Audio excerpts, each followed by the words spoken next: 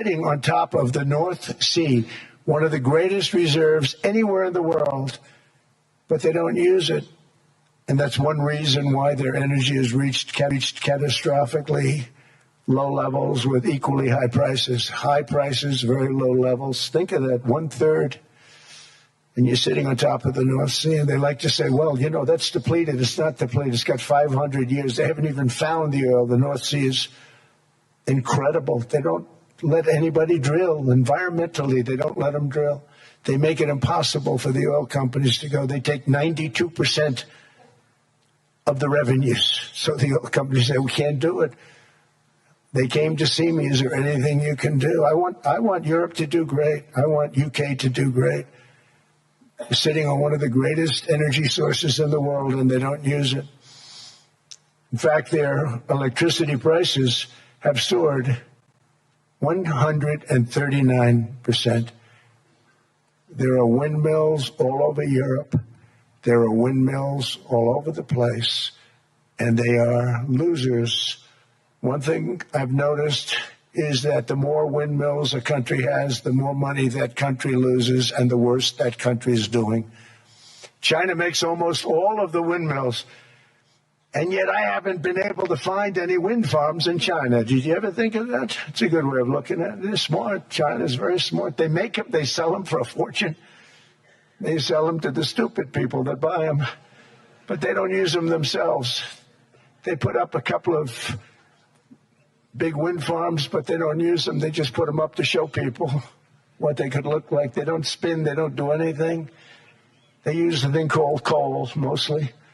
But China goes with the coal. They go with oil and gas.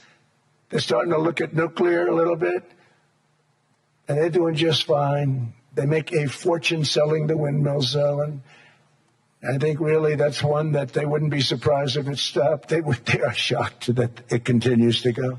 They're very friendly with me. They're shocked that people continue to buy those damn things. They killed the birds. They ruin your landscapes. Other than that, I think they're fabulous, by the way. Stupid people buy them. The consequences of such destructive policies have been stark, including lower economic growth, lower standards of living, lower birth rates, more socially disruptive migration, more vulnerability to hostile foreign adversaries, and much, much smaller militaries. The United States cares greatly about the people of Europe. We really do. I mean, look, I am derived from Europe, Scotland and Germany, 100% Scotland, my mother, 100% German, my father. And we believe deeply in the bonds we share with Europe as a civilization. I want to see it do great. That's why issues like energy, trade, immigration, and economic growth must be central concerns to anyone who wants to see a strong and united West, because Europe and those countries have to do their thing. They have to get out of the culture that they've created over the last 10 years. It's horrible what they're doing to themselves. They're destroying themselves. It's beautiful, beautiful places. We want strong allies, not seriously weakened ones. We want Europe to be strong. Ultimately, these are matters of national security, and perhaps no current issue makes the situation more clear than what's currently going on with Greenland. Would you like me to say a few words of Greenland? I was going to leave it out of the speech, but I think I would have been reviewed very negatively. I have tremendous respect for both the people of Greenland and the people of Denmark, tremendous respect. But every NATO ally has an obligation to be able to defend their own territory. And the fact is, no nation or group of nations is in any position to be able to secure Greenland other than the United States. We're a great power, much greater than people even understand. I think they found that out 2 weeks ago in Venezuela. We saw this in World War II, when Denmark fell to Germany after just 6 hours of fighting and was totally unable to defend either itself or Greenland. So the United States was then compelled, we did it, we felt an obligation to do it, to send our own forces to hold the Greenland territory, and hold it we did at great cost and expense. They didn't have a chance of getting on it, and they tried. Denmark knows that. We literally set up bases on Greenland for Denmark. We fought for Denmark. We weren't fighting for anyone else. We were fighting to save it for Denmark. Big, beautiful piece of ice. It's hard to call it land. It's a big piece of ice. And successfully prevented our enemies from gaining a foothold in our hemisphere. So we did it for ourselves also. And then after the war, which we won it big. Without us, right now you'd all be speaking German and a little Japanese, perhaps. After the war, we gave Greenland back to Denmark. How stupid were we to do that? But we did it. But we gave it back. But how ungrateful are they now? So now our country and the world face much greater risks than it did ever before because of missiles, because of nuclear, because of weapons of warfare that I can't even talk about. 2 weeks ago, they saw weapons that nobody ever heard of. They weren't able to fire one shot at us. They said, what happened? Everything was discombobulated. They said, we've got them in our sights. Press the trigger, and nothing happened. No anti-aircraft missiles went up. There was one that went up about 30 feet and crashed down right next to the people that sent it. They said, what the hell is going on? Those defensive systems were made by Russia and by China. So they're going to go back to the drawing boards, I guess. Greenland is a vast, almost entirely uninhabited and undeveloped territory. It's sitting undefended in a key strategic location between the United States, Russia, and China. That's exactly where it is, right smack in the middle. Wasn't important nearly when we gave it back. You know, when we gave it back, it wasn't the same as it is now. It's not important for any other reason, you know. Everyone talks about the minerals. There's so many places. There's no rare earth. No such thing as rare earth. There's rare processing. But there's so much rare earth. And this, to get to this rare earth, you got to go through hundreds of feet of ice. That's not the reason we need it. We need it for strategic national security and international security. This enormous unsecured island is actually part of North America on the northern frontier of the Western Hemisphere. That's our territory. It is therefore a core national security interest of the United States of America. And in fact, it's been our policy for hundreds of years to prevent outside threats from entering our hemisphere, and we've done it very successfully. We've never been stronger than we are now. That's why American presidents have sought to purchase Greenland for nearly 2 centuries. You know, for 2 centuries they've been trying to do it. They should have kept it after World War II, but they had a different president. That's all right. People think differently. Much more necessary now than it was at that time, however. In 2019, Denmark said that they would spend over $200 million to strengthen Greenland's defenses. But as you know, they spent less than 1% of that amount. 1%. There's no sign of Denmark there. And I say that with great respect for Denmark, whose people I love, whose leaders are very good. It's the United States alone that can protect this giant mass of land, this giant piece of ice, develop it and improve it and make it so that it's good for Europe and safe for Europe and good for us. And that's the reason I'm seeking immediate negotiations to once again discuss the acquisition of Greenland by the United States, just as we have acquired many other territories throughout our history, as many of the European nations have. They've acquired, there's nothing wrong with it. Many of them, some went in reverse, actually, if you look. Some had great, vast wealth, great, vast lands all over the world. They went in reverse. They're stuck back where they started. That happens too. But some grow. But this would not be a threat to NATO. This would greatly enhance the security of the entire alliance, the NATO alliance. The United States is treated very unfairly by NATO. I want to tell you that. And when you think about it, nobody can dispute it. We give so much and we get so little in return. And I've been a critic of NATO for many years. And yet I've done more to help NATO than any other president by far, than any other person. You wouldn't have NATO if I didn't get involved in my first term. The war with Ukraine is an example. We are thousands of miles away, separated by a giant ocean. It's a war that should have never started, and it wouldn't have started if the 2020 U.S. presidential election weren't rigged. It was a rigged election. Everybody now knows that. They found out. People will soon be prosecuted for what they did. It's probably breaking news, but it should be. It was a rigged election. You can't have rigged elections. You need strong borders, strong elections, and ideally a good press. I always say it. Strong borders, strong elections, free, fair elections, and a fair media. The media is terrible. It's very crooked. It's very biased, terrible. But someday it'll straighten out because it's losing all credibility. Think of it. When I went in a landslide, a giant landslide, won all 7 swing states, won the popular vote, won everything, and they only get negative press. That means that it has no credibility. And if they're going to get credibility, they're going to have to be fair. So you need a fair press. But you also need those other elements. And I inherited a terrible, terrible situation. If you look, the border was open.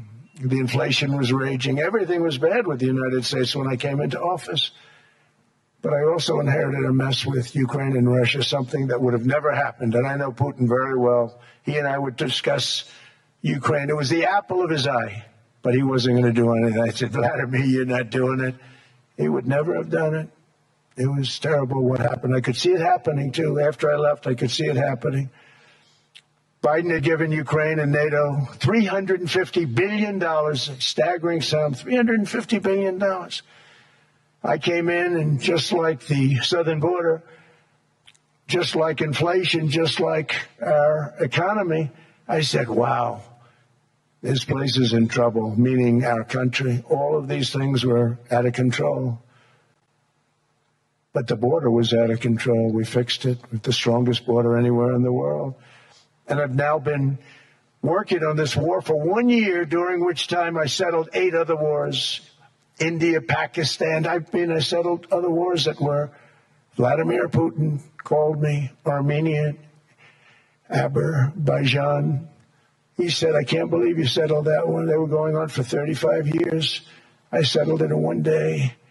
And President Putin called me. He said, you know, I can't believe I've worked on that war for 10 years trying to settle it. I couldn't do it. I said, do me a favor, focus on settling your war. Don't worry about that one. What does the United States get out of all of this work, all of this money, other than death, destruction, and massive amounts of cash going to people who don't appreciate what we do? They don't appreciate what we do. I'm talking about NATO. I'm talking about Europe. They have to work on Ukraine. We don't. The United States is very far away. We have a big, beautiful ocean separating us. We have nothing to do with it. Until I came along, NATO was only supposed to pay 2% of GDP. But they weren't paying. Most of the countries weren't paying anything. The United States was paying for virtually 100% of NATO. And I got that stopped. I said, that's not fair. But then, more importantly, I got NATO to pay 5%, and now they were paying, and now they are paying. So something nobody said was possible. They said, we will never go up higher than 2%. But they went to 5%, and now they're paying the 5%. They didn't pay the 2%, and now they're paying the 5%. And they're stronger for it, and they have an excellent, by the way, Secretary General, who's possibly in the room. Mark, are you here? Yes, he's here. Hello, Mark. We never asked for anything, and we never got anything. We probably won't get anything unless I decide to use excessive strength and force where we would be, frankly, unstoppable. But I won't do that. Okay? Now everyone's saying, oh, good. That's probably the biggest statement I made, because people thought I would use force. I don't have to use force. I don't want to use force. I won't use force.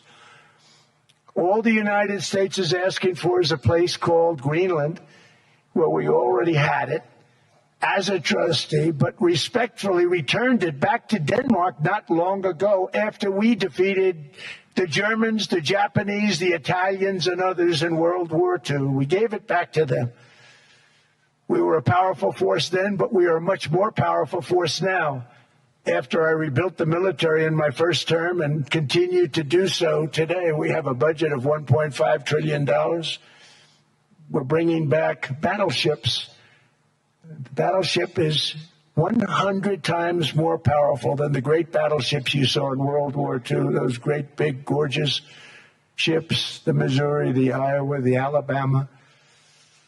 Because I thought maybe we could take them out of mothballs. They said, no, sir, these ships are 100, think of that, 100 times more powerful than those big, magnificent pieces of art that you saw so many times ago, that you still see on television. You say, wow, what a force. 100 times, each ship 100 times more powerful than the big battleships of the past.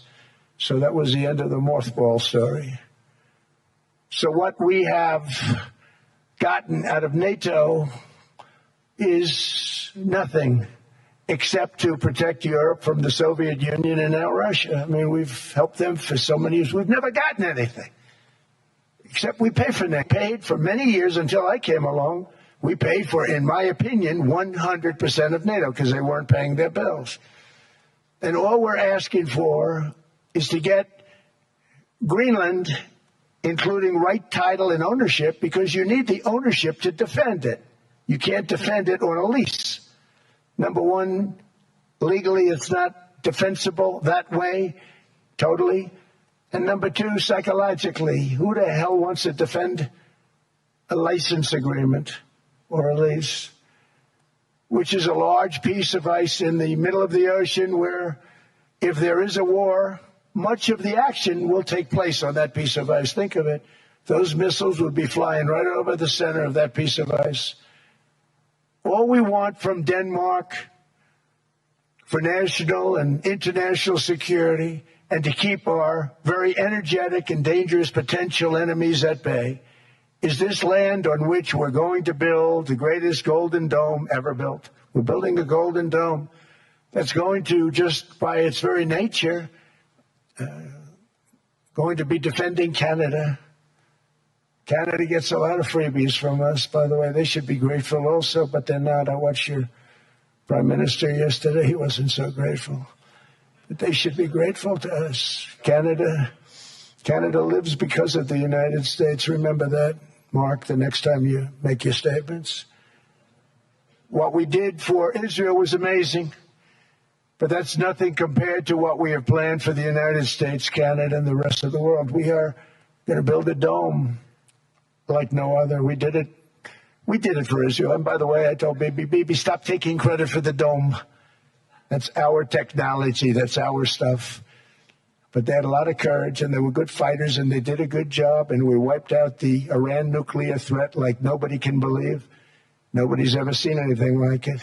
That, Venezuela, taking down Soleimani, wiping out al-Baghdadi when he tried to reinstitute ISIS. We did a lot. I did a lot of big things, all perfectly executed. Everyone was perfectly executed. Somebody told me that, a military expert told me, sir, everything you've done has been perfectly executed. I said, I know. So other presidents have spent, whether foolishly or not, trillions and trillions of dollars on NATO and gotten absolutely nothing in return. We've never asked for anything. It's always a one-way street. Now they want us to help them with Ukraine. And let me say, we're going to. I'm really helping, not even them. I want to see, last week, if you saw, it was 10,000 soldiers, but last month it was 31,000 soldiers died. 31,000, that's this room times The number of people in this room times 30. Think of it. 30,000 soldiers died in 1 month. The month before it was 27,000. The month before that it was 28,000. The month before that it was 25,000. It's a bloodbath over there. And that's what I want to stop. It doesn't help the United States, but these are souls. These are young people. Look like you, look like some of you right in the front row. They go to war. Their parents are so proud. Oh, there he goes, comes back. 2 weeks later, they get a call. Your son's head's been blown off. I want to stop it. It's a horrible war. It's the worst since World War II. They keep going. They'll exceed World War II. The numbers are staggering, how many people they've lost. They don't want to talk about it. Ukraine and Russia lost just tremendous amounts. And I'm dealing with President Putin, and he wants to make a deal, I believe. I'm dealing with President Zelensky, and I think he wants to make a deal. I'm meeting him today. He might be in the audience right now. But they got to get that war stopped because too many people are dying, needlessly dying. Too many souls are being lost. It's the only reason I'm interested in doing it. But in doing it, I'm helping Europe, I'm helping NATO, and I've until the last few days when I told them about Iceland, they loved me. They called me daddy, right, last time. A very smart man said, he's our daddy. He's running it. I was like running it. I went from running it to being a terrible human being. But now what I'm asking for is a piece of ice, cold and poorly located, that can play a vital role in world peace and world protection. It's a very small ask compared to what we have given them for many, many decades. But the problem with NATO is that we'll be there for them 100%. But I'm not sure that they'd be there for us. If we gave them the call, gentlemen, we are being attacked. We're under attack by such and such a nation. I know them all very well. I'm not sure that they'd be there. I know we'd be there for them. I don't know that they'd be there for us. So with all of the money we expend, with all of the blood, sweat, and tears, I don't know that they'd be there for us. They're not there for us on Iceland, that I can tell you. I mean, our stock market took the first dip yesterday because of Iceland. So Iceland's already cost us a lot of money. But that dip is peanuts compared to what it's gone up. And we have an unbelievable future in that stock. That stock market is going to be doubled. We're going to hit 50,000, and that stock market's going to double in a relatively short period of time because of everything that's happening. But this is a good example. After giving NATO and European nations trillions and trillions of dollars in defense, they buy our weapons. We make the greatest weapons in the world, but now we're going to make them faster, much faster. You saw that. I put a cap on the salaries. Then I put no buybacks, no stock buybacks, no various other things that they were doing. I mean, they were making $50 million, but it would take them 3 years to give you a Patriot missile. I said, that's not good. My chauffeur can do a better job than that, and he makes slightly less than 50. They make big salaries. If they're going to make those big salaries, they're going to have to produce a lot faster. The good news is we have the greatest equipment in the world. Now we're going to start making it a lot faster. They're going to build additional plants. And all of the money that goes into stock buybacks is going to go into building plants. We're not allowing stock buybacks by defense companies any longer. They're going to build new plants to make Tomahawks, Patriots. We have the best equipment, F-35s. F-47, the new one just coming out. They say it's the most devastating plane, fighter jet ever. Who knows? They called it 47. If I don't like it, I'm going to take the 47 off it. I wonder why they called it 47, what to think about that. But if I don't like it, I'm going to take that 47 off. But it's supposed to be the Stage 6. It's supposed to be the first Stage 6 plane, undetectable, like our B-2 bombers were undetectable. They flew right over Iran. They were undetectable. And they did their job, and they got the hell out of there. So we want a piece of ice for world protection, and they won't give it. We've never asked for anything else, and we could have kept that piece of land, and we didn't. So they have a choice. You can say yes, and we will be very appreciative, or you can say no, and we will remember. A strong and secure America means a strong NATO, and that's one reason why I'm working every day to ensure our military is very powerful, our borders are very strong, and above all, our economy is strong, because national security requires economic security and economic prosperity, and we have the greatest that we've ever had. Biden and his allies destroyed our economy and gave us perhaps the worst inflation in American history. They say 48 years, I say forever, but I think 48 years is the equivalent to forever. Whether it's 48 years or ever, it's terrible, costing the typical family $33,000. What they did to this country should never, ever be forgotten. It's early, but he has to be rated as the worst president we've ever had by far. The auto pen did much of the damage. The auto pen, he was the auto pen president, because I don't believe a sane president would have ever signed the kind of things that he signed. But now grocery prices, energy prices, airfares, mortgage rates, rent, and car payments are all coming down, and they're coming down fast. We inherited a mess, but we've done a hell of a job in 12 months. Under my most favored nation policy for drug prices, the cost of prescription drugs is coming down by up to 90%, depending on the way you calculate. You could also say 5, 6, 7, 800%. There are two ways of figuring that. But we have a favored nations policy that every president wanted, no president was able to get. I got it, and other nations approved it. And I had to use tariffs in order to get it, because they said, no way. In other words, a pill that costs 10% in London costs $130. Think it costs $10 in London, costs $130 in New York or in Los Angeles. And I'd say, boy, that's bad. Friends of mine would say, you know, we go to London, you can buy the stuff for nothing. We go all over the world, we could buy it for nothing. Because basically America was subsidizing every nation in the world, because presidents allowed them to get away with it. It became very tough. So when I called up Emmanuel Macron, I watched him yesterday with those beautiful sunglasses. What the hell happened? But I watched him sort of be tough. But he was at $10 for a pill. And I said, Emmanuel, and I have all the big pharmaceutical companies are in total agreement. It wasn't easy, by the way. They're tough, smart.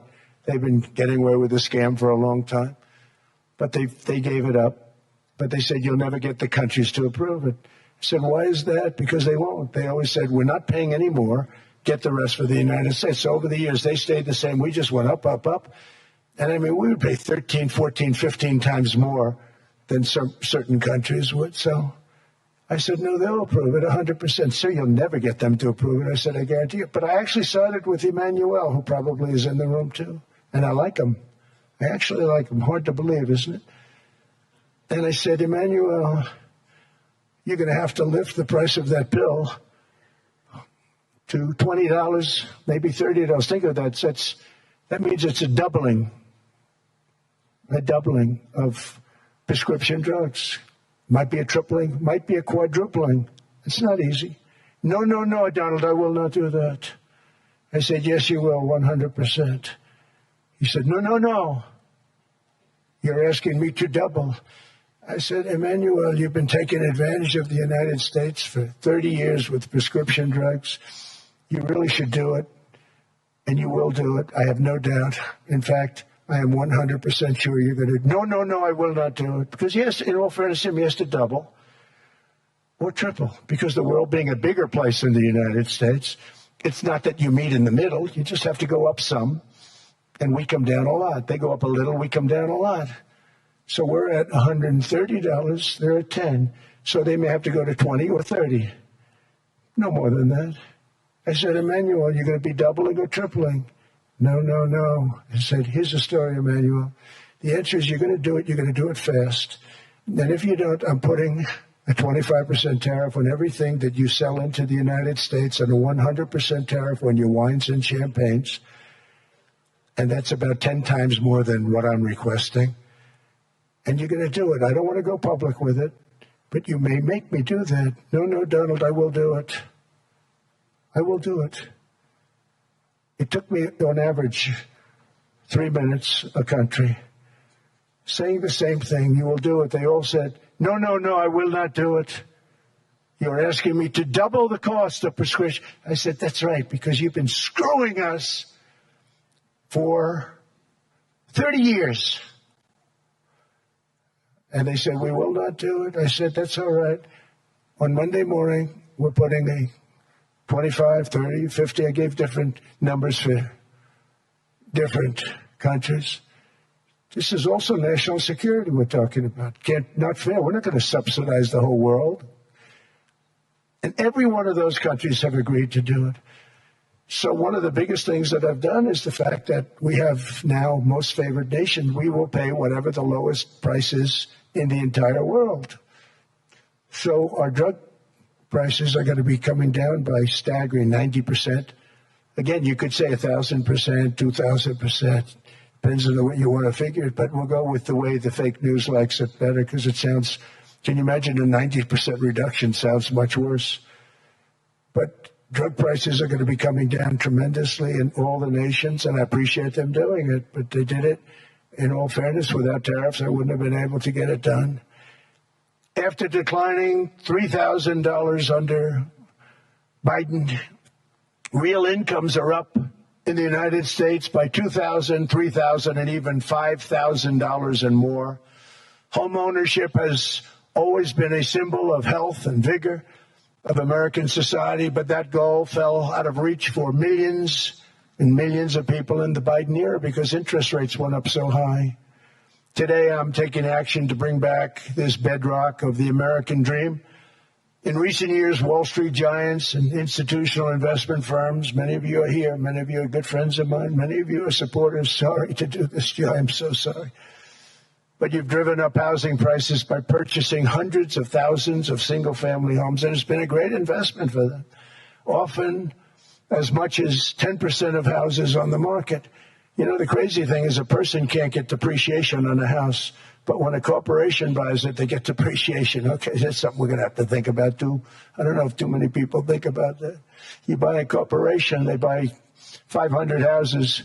They buy hundreds of thousands. They buy 500 houses. They can take depreciation. A person sweats and works and buys one house. They can't.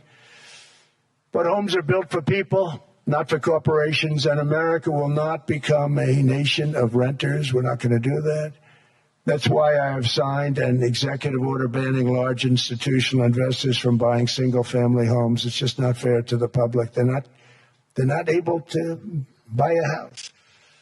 And I'm calling on Congress to pass that ban into permanent law, and I think they will. One of the biggest barriers to saving for a down payment has been surging credit card debt. The profit margin for credit card companies now exceeds 50%, one of the biggest. And they charge Americans interest rates of 28%, 30%, 31%, 32%. Whatever happened to usury? So to help our citizens recover from the Biden disaster, all caused by this horrible president, I'm asking Congress to cap credit card interest rates at 10% for 1 year. And this will help millions of Americans save for a home. They have no idea they're paying 28%. They go out there a little late in their payment and they end up losing their house. It's terrible. To unleash innovation in savings and financing, I'm also working to ensure America remains the crypto capital of the world. And to that end, last year I signed the landmark Genius Act into law, and now Congress is working very hard on crypto market structure legislation, Bitcoin, all of them. which I hope to sign very soon, unlocking new pathways for Americans to reach financial freedom. And I did it for two reasons. Number one, I thought it was politically good, and it was. I got tremendous political support. But more importantly, China wanted that market too. It's just like they want the AI. And we've got that market, I think, pretty well locked up. If I didn't do it, Biden was totally against it until before the election, when they realized that, there were millions of people voting against him over crypto. And all of a sudden, they loved it very much, but it was too late. They blew it. But it is politically popular, but it's much more importantly, we have to make it so that China doesn't get the hold of it. And once they have that hold, we're not going to be able to get it back. So I'm honored to have done it. Finally, I've instructed government-backed institutions to purchase up to $200 billion in mortgage bonds to bring down interest rates. And I'll be announcing a new Fed chairman in the not-too-distant future. I think he'll do a very good job. See, I gave away some of it. He did give that away. So we have something, get something, but somebody that's very respected. They're all respected. They're all great. Everyone that I interviewed is great. Everyone could do, I think, a fantastic job. Problem is they change once they get the job. They do. They're saying everything I want to hear, and then they get the job. They're locked in for 6 years. They get the job, and all of a sudden, let's raise rates a little bit. I call them, sir, we'd rather not talk about this. It's amazing how people change once they have the job. It's too bad.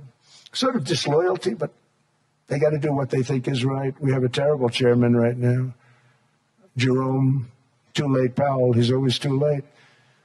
And he's very late with interest rates, except before the election. He was just fine for the other side. So we're going to have somebody that's great, and we hope he does the right job. Last week, the average 30-year mortgage rate dropped below 6% for the first time in many years. Another major factor in driving up housing costs was the mass invasion of our borders. And I have to say one thing about housing, because nobody ever says this. I am very protective of people that already own a house, of which we have millions and millions and millions.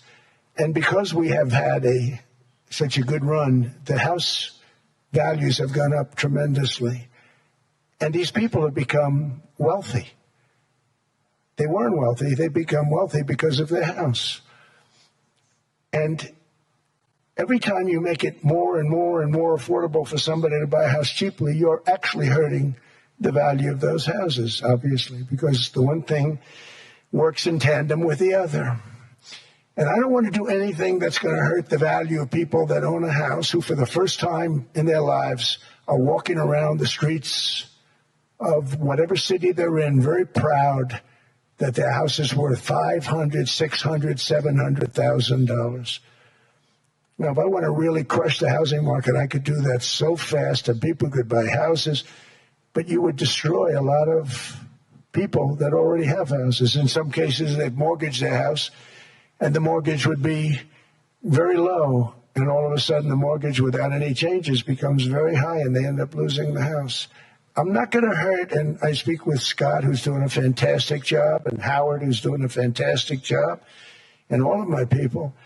And I always say, look, I can crush the hell out of the market. We can drop interest rates to a level, and that's one thing we do want to do. That's natural. That's good for everybody. The dropping of the interest rates, we should be paying a much lower interest rate than we are. We should be paying the lowest interest rate of any country in the world, because without the United States, you don't have a country.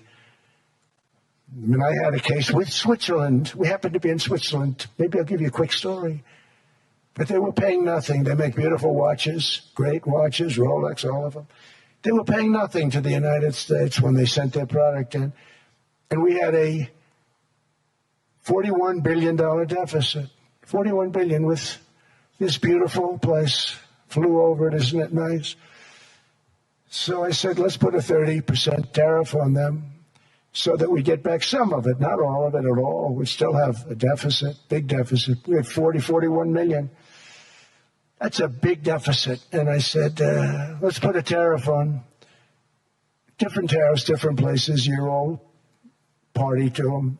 In some cases, victims to them. But in the end, it's a fair thing. And most of you realize that. But we put a 30% tariff on Switzerland, and all hell broke loose. They were calling, like you wouldn't believe. And I know so many people from Switzerland, incredible place, incredible, brilliant place. But I didn't realize that they're only good because of us. And there's so many other examples. Us, probably other places, but a majority of the money they make is because of us, because we never charged them anything. So they come in, they sell their watches, no tariffs, no nothing. They walk away, they make $41 billion on just us. So I said, no, we can't do that. So I'm going to bring it up. I still would have a deficit pretty substantial, but I brought it up to 30%. And I guess Prime Minister, I don't think President, I think Prime Minister called a woman, and she was very repetitive. She said, no, you cannot do that, 30%. You cannot do that. We are a small, small country. I said, yeah, but you have a big, big deficit. You may be small, but you have a bigger deficit than big countries. He said, no, please, you cannot do it. Kept saying the same thing over and over. We are a small country. I said, but you're a big country in terms of... And she just rubbed me the wrong way, I'll be honest with you. And I said, all right, thank you, ma'am. Appreciate it. Do not do this. Thank you very much, ma'am. And I made it 39%. And then all hell really broke out. And I was paid visits by everybody. Rolex came to see me. They all came to see me. But I realized, and I reduced it, because I don't want to hurt people. I don't want to hurt them. And we brought it down to a, lower level. Doesn't mean it's not going up. But we brought it down to a lower level. But they pay now, tariff. But realize that we have many places like that where they're making a fortune because of the United States. Without the United States, they wouldn't be making anything. Think of it. Switzerland made $41 billion on us. And as she said, it's a place. And I realized with that, I don't know, it was because she was so aggressive. And I realized in that conversation that the United States is keeping the whole world afloat. Many places, I could give you 6, 7 places just in the people in this little area. I know every one of them. They're looking down. They don't want to see me. They don't want to stare me in the eyes. But they're taking advantage of, everybody took advantage of the United States. But I've been very fair, and I gave them a tariff, and it was fine. But I realized that without us, it's not Switzerland anymore. Without us, it's not any of the countries that are represented here. And we want to work with the countries. We want to work with them. We're not looking to destroy them. I could have said 39, 40%. I could have said I want a 70% tariff, then we make money with Switzerland. But Switzerland would have been probably destroyed, financially destroyed. I don't want to do that.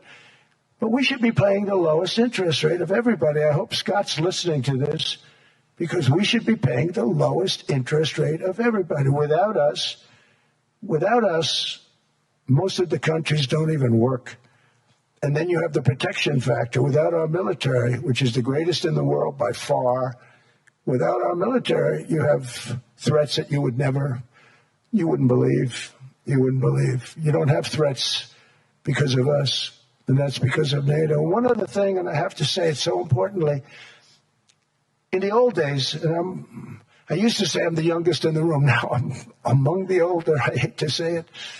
I don't feel old, but I'm among the older. But I remember not long ago, 20, 25 years ago, when good news came out about, let's say, the United States. The United States had a great quarter. The United States had a great month.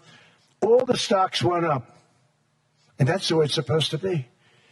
Now when they say the United States had a record quarter, it's unbelievable how well it's doing, all the stocks crash because they say, oh, no, inflation, they're going to raise interest rates. And they do. Some of these stupid people like Powell, they raise interest rates. And what they do is they stop you from being successful. It used to be when we had a great quarter, a great month, great earnings, great anything, any good news, the stock market went up. That's the way it's going to be. We got to do that again because that's the way it should be. Now when we have a great month, they want to kill it. Like we did over 5%. When people were surprised, we should do 20%. We could do 25%. When we announce good numbers, and the reason is they're so petrified of inflation.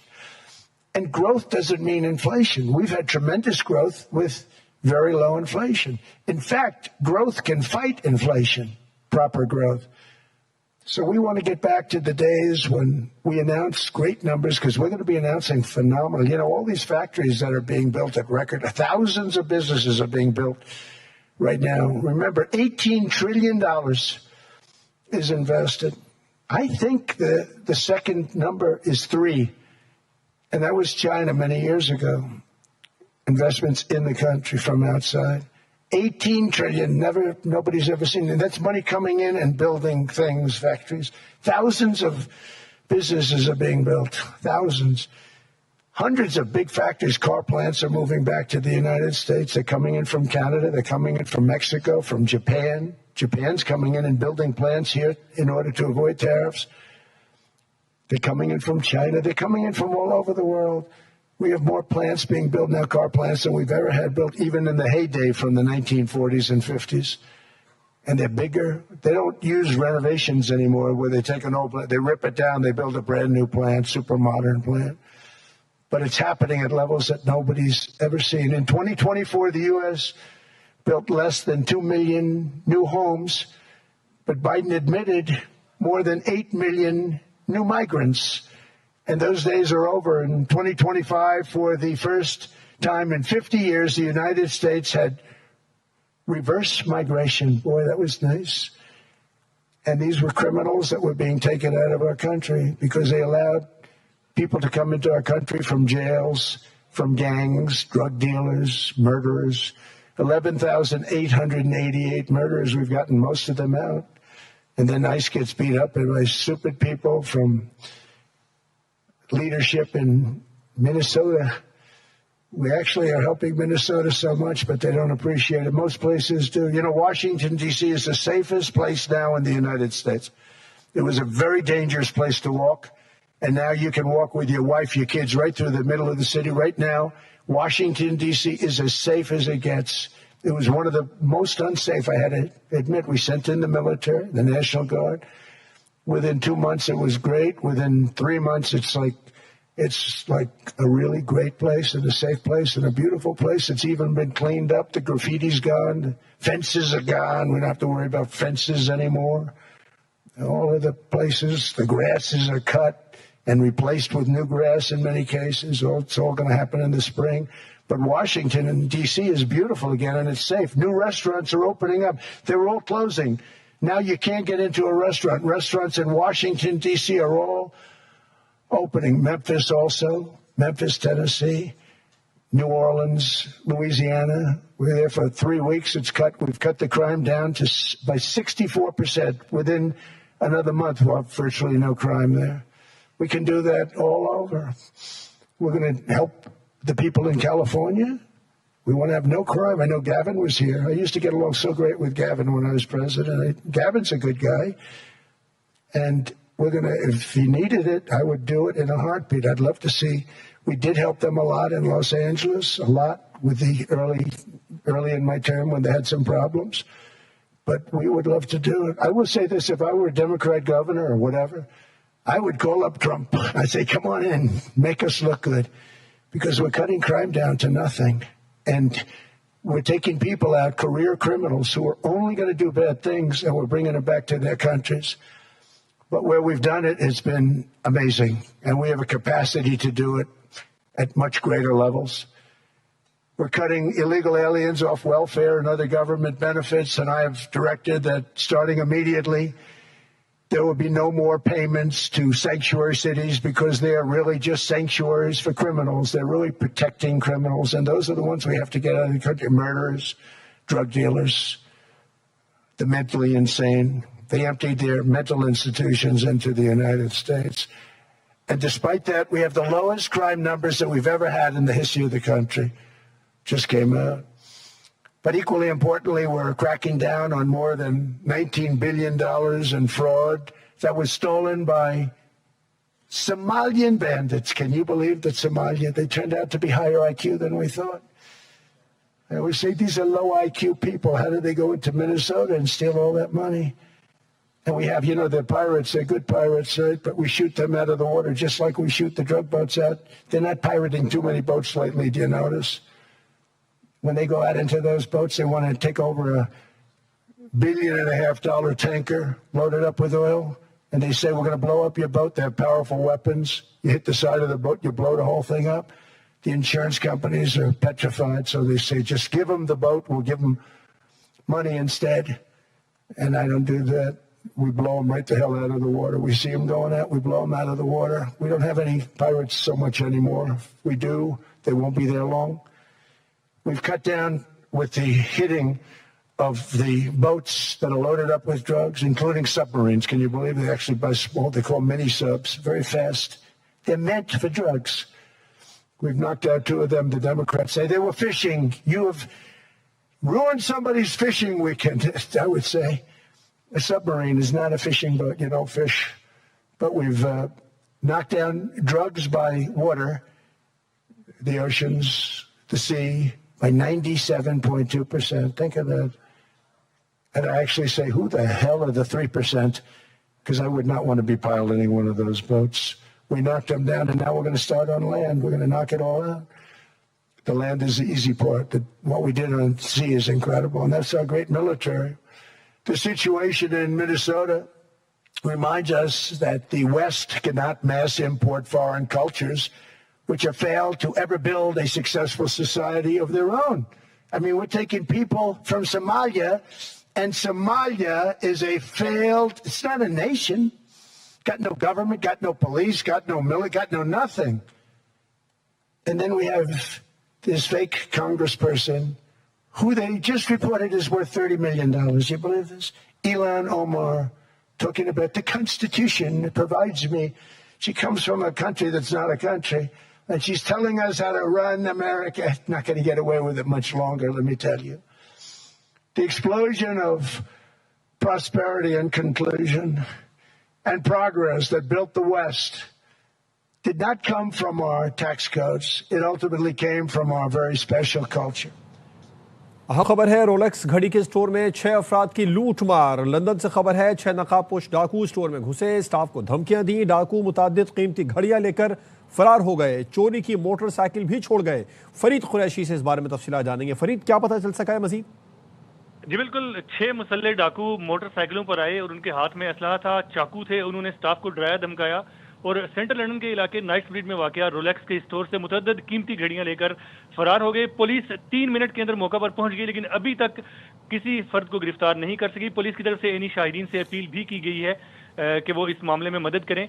वाज़ेह है कि ये इलाका central London का इलाका है, जहाँ पे चंद 100 metre के फासले पर पाकिस्तान एम्बेसी भी मौजूद है और इंतहाई मसरूफ एरिया है जिसे पोश एरिया कहा जाता है। और ये वाक़या मंगल के दोपहर को पेश आया और तकरीबन 24 घंटे से ज़्यादा वक्त गुजर चुका है और पुलिस अभी तक किसी भी शख्स को गिरफ्तार नहीं कर सकी। इस वारदात ने शहरियों के अंदर बड़ी हद तक तशवीश जो है वो मुब्तला कर दिया है शहरियों को। शहरी काफ़ी तशवीश में भी हैं। फरीद कुरैशी लंदन से अपडेट कर रहे थे, आपका शुक्रिया। सन है गुल प्लाजा के हवाले से आपको अपडेट करेंगे। मजीद 14 अफराद की शनाख्त कर ली गई है। पुलिस सर्जन डॉक्टर समिया के मुताबिक मलबे से लाशों के बजाय बाकियात मिल रही हैं जिनकी हालत इंतहाई ख़राब है। राफे हुसैन से तफसीलात जानेंगे। राफे, मजीद क्या बताया पुलिस सर्जन ने? जी बिल्कुल, police surgeon doctor Samiya Saeed का ये कहना है कि गुल प्लाजा से जो लाशें मिल रही हैं उनमें से 14 अफराद की शनाख्त कर ली गई है और उनका ये कहना है कि मलबे से अब लाशों के बजाय बाकियात मिल रही हैं जिनकी हालत इंतहाई ख़राब है, क्योंकि सोख्ता हालत में वो इस वक्त अस्पताल लाई जा रही हैं। पुलिस सर्जन का ये कहना है कि इन बाकियात में टूटी हुई इंसानी हड्डियाँ और टूटे हुए दांत मिले हैं। हड्डियाँ टूटी हुई होने के बाद DNA के लिए सैंपल भी लेने में मुश्किलात हो रही रही हैं। डॉक्टर समिया का ये कहना है कि DNA टेस्ट न होने से बाकियात वोटसा के हवाले करने में शदीद मुश्किलात हो रही हैं। ताहम उन्होंने ये कंफर्मेशन की है कि 14 जो अफराद की शनाख्त है वो इन बाकियात में से कर ली गई है। अब से कुछ देर पहले DC साउथ जावेद नबी खोसा ने भी मीडिया से गुफ्तगू की है। उनका ये कहना है कि अभी तक मलबे से 20 से 25 लाशों के आज़ा मिले हैं और 20 से 25 लाशों के आज़ा मिले हैं। मजमूई तौर पर 14 अफराद की शनाख्त भी कर ली गई है। राफे हुसैन तफसीलात बता रहे थे, आपका शुक्रिया।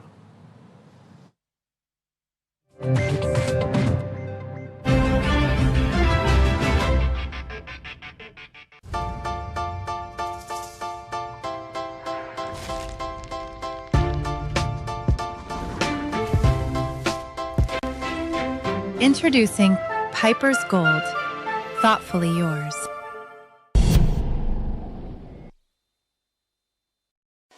New Sunsilk Black Shine, जिसमें है वीटर gloss.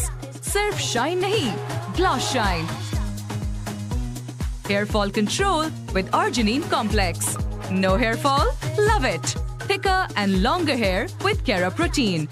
Hairstyle for every vibe. Silky smooth with amino silk. Just sway and slay. Choose your Sunsilk. हर चीज करे ग्लो, लेकिन मेरी स्किन का glow, oh no. I use Palmolive Naturals, milky softness, rose petals का glow, जिससे skin naturally glowing हो। Hey Sarah, So soft. you're glowing. Palmolive Naturals, glow जो नोटिस हो।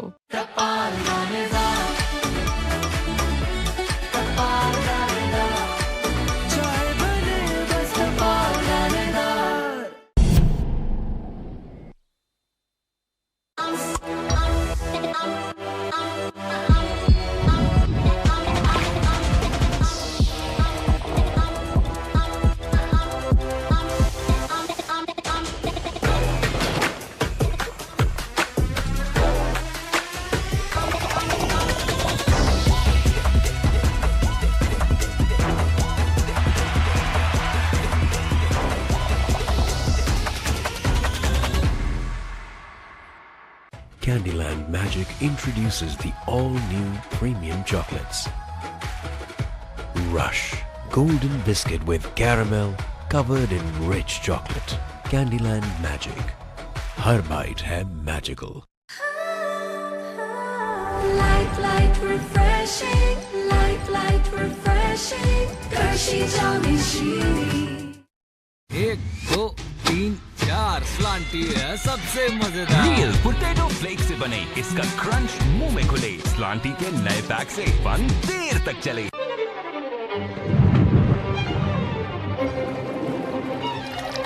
Murray Sparklets from Pakistan for Pakistan.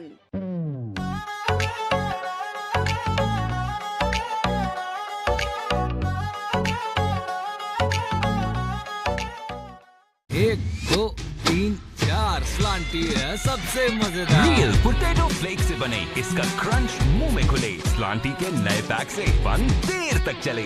आप भी उस का battery लगाकर अपनी जिंदगी बदले ना, क्योंकि याद रख काका, बैटरी सिर्फ उसाका। 1 2 3 4 स्लांटी है सबसे मजेदार। रियल पोटैटो फ्लेक से बने इसका क्रंच मुंह में घुले। स्लांटी के नए पैक से फन देर तक चले। देखो कैसा है शाहकार, किसाना तेरा बेड़ा। पायनियर का शाहकार, हर दाना जानदार।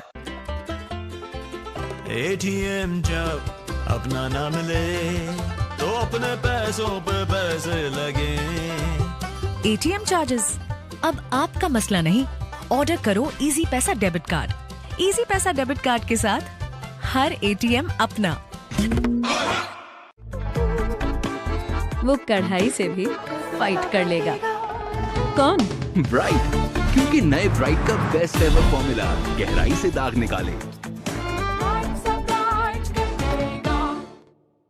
सलाम पाकिस्तान मशरिक बैंक, जो UAE से दुनिया तक 58 साल का सफर तय करके award winning digital Islamic banking के साथ अब पाकिस्तान आ रहा है हर दिन बुलंद।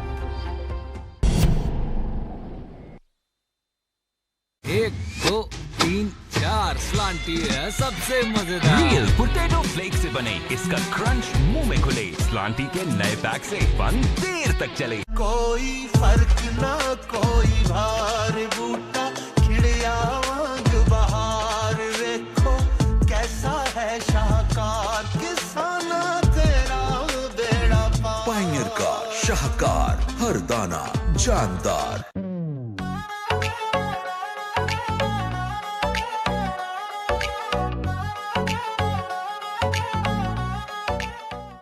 एक 2 3 4 स्लांटी है सबसे मजेदार। रियल पोटैटो फ्लेक्स से बने इसका क्रंच मुंह में खुले। स्लांटी के नए पैक से फन देर तक चले। सलाम पाकिस्तान मशरिक बैंक जो यूएई से दुनिया तक 58 साल का सफर तय करके award winning digital Islamic banking के साथ अब पाकिस्तान आ रहा है हर दिन बुलंद।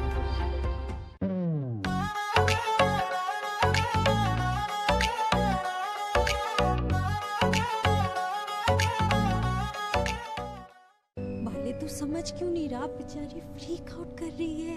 मैं उसे ऐसे छोड़ के नहीं आ सकती। टाइम पूरा हो गया, अब निकलो वहाँ से, वरना आगे का क्लाइंट भी हाथ से जाएगा और कमीशन भी।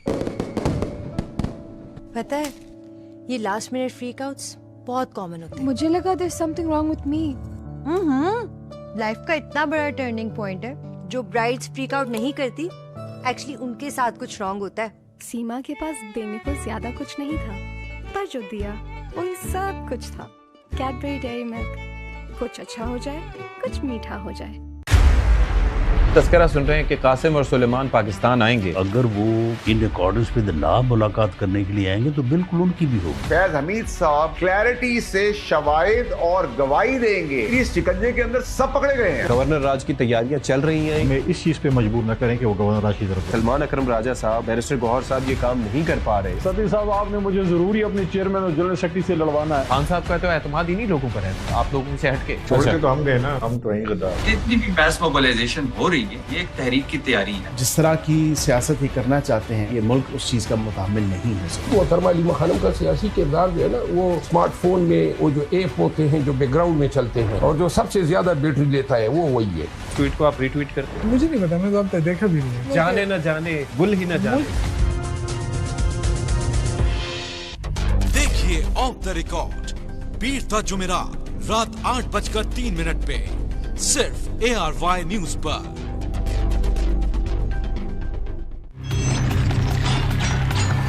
कराची में लाहौर में भी कोयटा की जो शायकी होती है वाकिदा हुकूमत इस्लामाबाद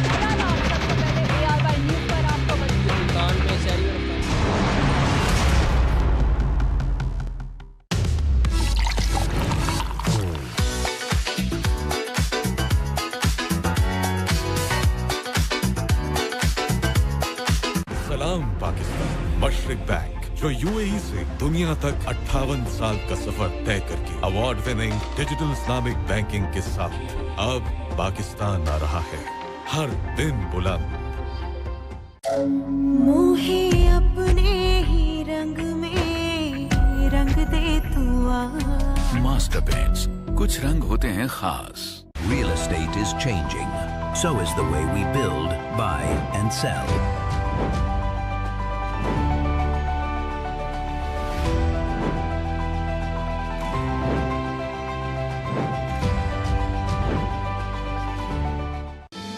ताकि आप निभा सकें डायमंड जैसा चमकता रिश्ता। Diamond paints, Pakistan number 1 paint. देखो कैसा है शाहकार किसाना तेरा बेड़ा पार। पायनियर का शाहकार हर दाना जानदार।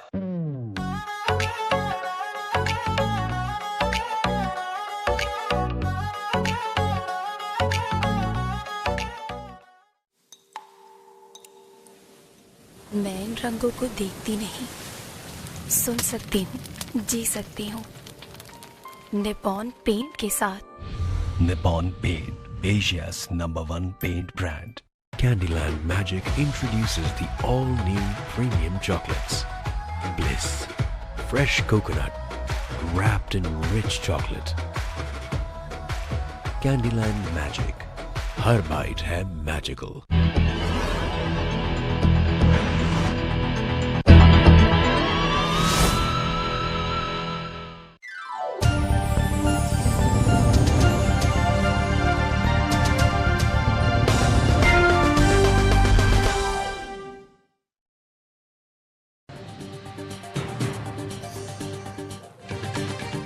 अमेरिका दुनिया का माशी इंजन है। अमेरिका तरक्की करता है तो दुनिया तरक्की करती है।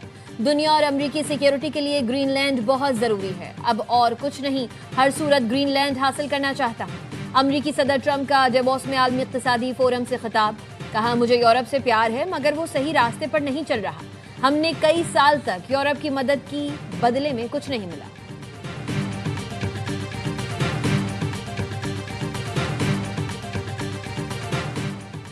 पाकिस्तान ने गजा बोर्ड ऑफ पीस में शमूलियत की दावत कबूल कर ली। तर्जुमान दफ्तर खारजा ने बताया, अमरीकी सदर की दावत पर बोर्ड ऑफ पीस में शमूलियत का फैसला किया। बोर्ड ऑफ पीस में शमूलियत गजा अमन मंसूबे अक़वाम मुत्तहिदा की करारदाद के तहत की जा रही है। उम्मीद है बोर्ड ऑफ पीस से गजा में मुस्तकिल जंगबंदी इंसानी इमदाद में इजाफा होगा।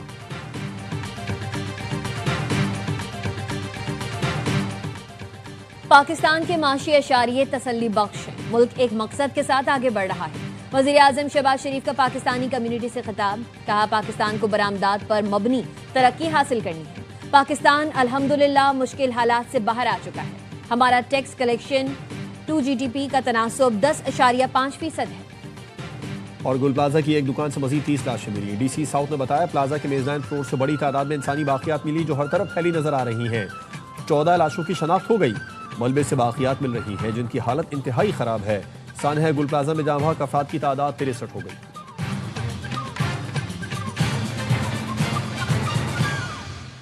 अब आप देख सकेंगे प्रोग्राम ऑफ द रिकॉर्ड। देखते रहिए ARY न्यूज़।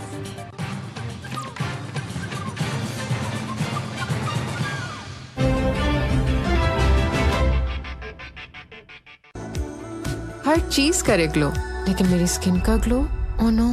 आई use Palmolive Naturals, milky softness, rose petals का ग्लो, जिससे स्किन नेचुरली ग्लोइंग हो। Hey Sarah, So soft. you're glowing. Palmolive Naturals, glow जो नोटिस हो।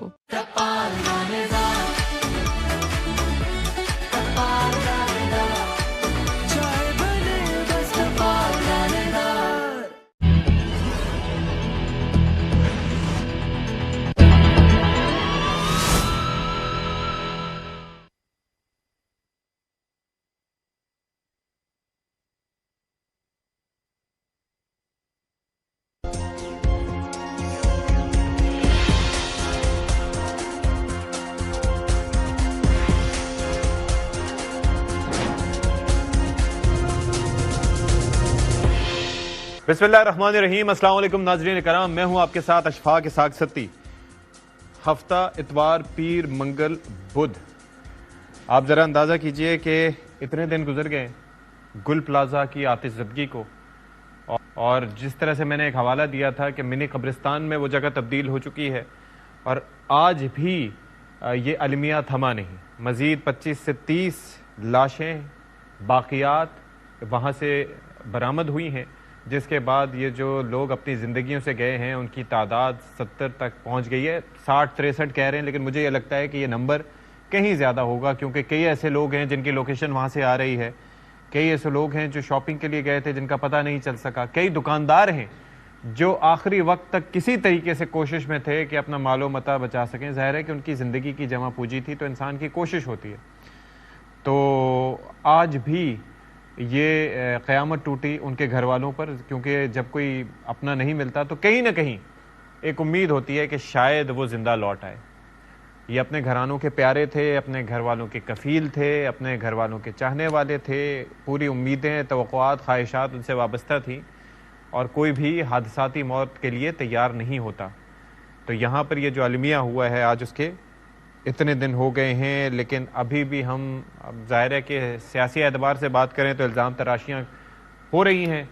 कोई तस्करा करता है जी बल्दिया टाउन हादसे का, बल्कि हादसा क्या, वो तो एक क्रिमिनल एक एक्ट था और उसके जो ज़िम्मेदारान थे उनको भी सज़ा नहीं मिली। आप ज़रा अंदाज़ा कीजिए, जिसमें 260 से ज़ायद लोग अपनी ज़िंदगी की बाजी हार गए थे। उस बात से लेके अगर वैसे वाक़यात की बात करें, शहर कायद कराची में, जो कि 70% आपका रेवेन्यू जनरेट करता है, जिसको आप उरूसुल बिलाद कहते थे, जो मेट्रोपॉलिटन है, जो एक मेगा सिटी है, जो गरीब परवर शहर है, लेकिन इस शहर में जब भी आग लगती है तो आप ये सोच के खामोश हो जाते हैं कि भाई इस आग ने बुझना है, खुद ही बुझना है।